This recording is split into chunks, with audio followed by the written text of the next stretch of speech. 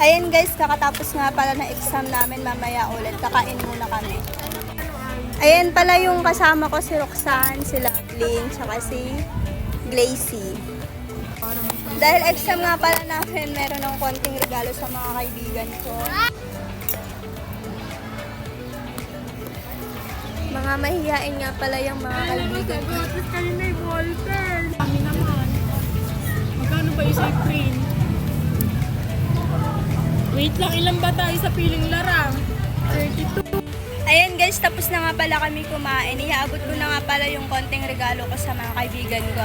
At dahil nga magba-Valentine's na, alang magbibigay sa kanila nito. Kaya ako na yung magbibigay.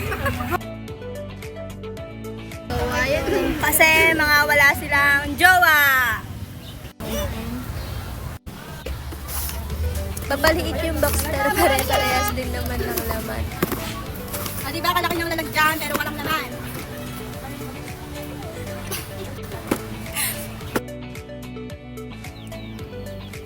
Kay Lovelyn.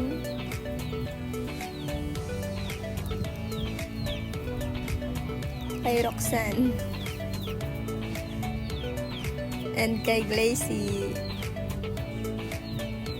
Uy! Sinamahan ko na nga rin pala ng tissue dyan saka pamusod para pag nagdadala ako ng tissue, hindi ubos agad. Malakas kasi sila sa tissue eh. Kaya ayan, nilagyan ko na rin ng tissue. Ay, marami ka na.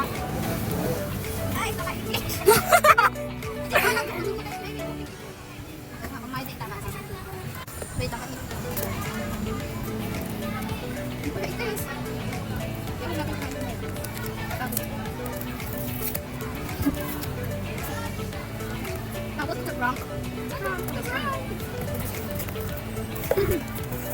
nakit pala.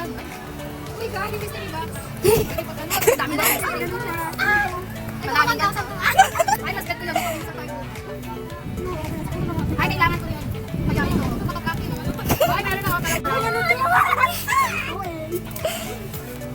Mag-isip sa tayo. Uy, kandong!